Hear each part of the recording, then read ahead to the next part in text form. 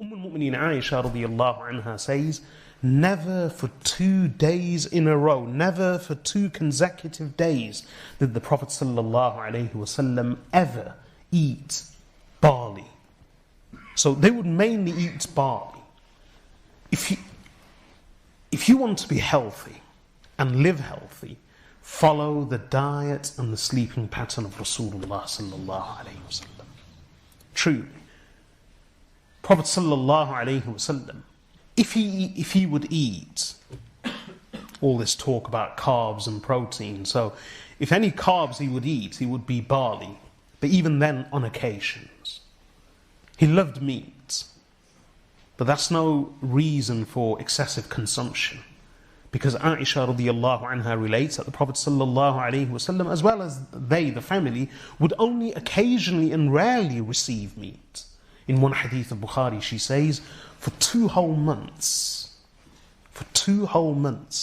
the fire in the hearth of the home of the Messenger of Allah would not be lit because there was no solid food to cook. For 2 whole months. All our food was dates and water for 2 months, and occasionally we would receive a gift of milk. That's why when they would have meat, Prophet sallallahu alaihi wasallam loved meat, but Aisha radiyallahu anha herself explains in one hadith that he would only occasionally come to them. This is why he loved meat.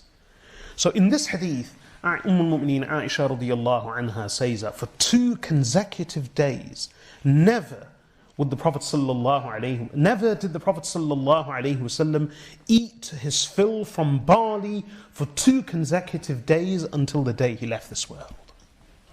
And in another hadith related by other Sahaba radiyallahu anhum, never did the Prophet sallallahu alaihi wasallam fill his stomach. Never did he eat to his fill from barley or from meat, unless he was a guest with other people. So if he was eating with other people as a guest, then maybe he would eat a bit more. But normally he would never eat to his fill.